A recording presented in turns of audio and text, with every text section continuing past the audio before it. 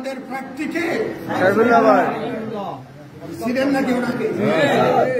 আমাদের মার্কা হলো প্রার্থী হলো সাইফুল্লাহ। এটা খেয়াল রাখবেন, প্রত্যেকটা মানুষের কাছে এই কথাটা পৌঁছিয়ে দেবেন। দাঁড়িপাল্লা হলো ন্যায় এবং ইনসাফের প্রতীক। দাঁড়িপাল্লা বিজয় হলে ইনসাফ কায়েম হবে। দাঁড়িপাল্লা বিজয় হলে বাংলাদেশ থেকে জুলুম দূরীভূত হবে।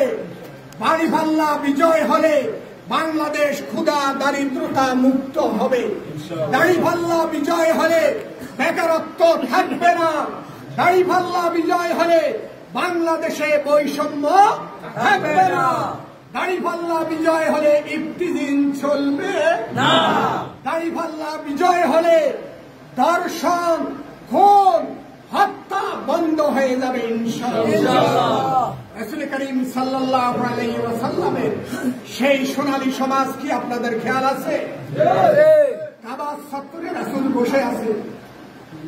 হযরতে খাব্বাব গিয়ে বললেন, ইয়া রাসূলুল্লাহ, আপনি কি আমাদের জন্য দোয়া করেন না? আপনি কি আমাদের জন্য আল্লাহর কাছে সাহায্য প্রার্থনা করেন না? রাসূল বললেন, ও খাব্বাব, তোমরা বড্ড তাড়াহুড়া করতেছ।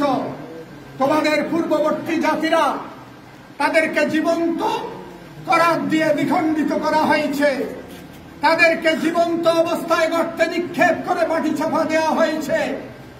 আল্লাহর কসম করে বলছি, সেদিন বেশি দূরে নয়, যেদিন ছানা থেকে হাজরা মাউত পর্যন্ত একজন সুন্দরী রমণী একাকিনী হেঁটে যাবে, এই জনপদে এমন কোন দস্যু থাকবে না যে ওই নারীর প্রতি চোখ তুলে তাকাতে পারে। সেই সমাজ কি প্রতিষ্ঠিত হয়েছিল? প্রিয় ভাইয়েরা, বাংলাদেশে যদি আমরা একটা সমাজ প্রতিষ্ঠা করতে চান, তাহলে ইসলামের বিজয়ের মাধ্যমে সেটা সম্ভব হবে। অনেক দল দেখা হয়েছে, অনেক মত দেখা হয়েছে। এবার আমরা দেখব জামাত ইসলামীকে, আমরা দেখব ইসলামী আন্দোলনকে। পারবো কিনা? ইনশাআল্লাহ। আজকের এই কথাগুলো আপনাদের এই ওয়ার্ডে ভোটার আছে কত?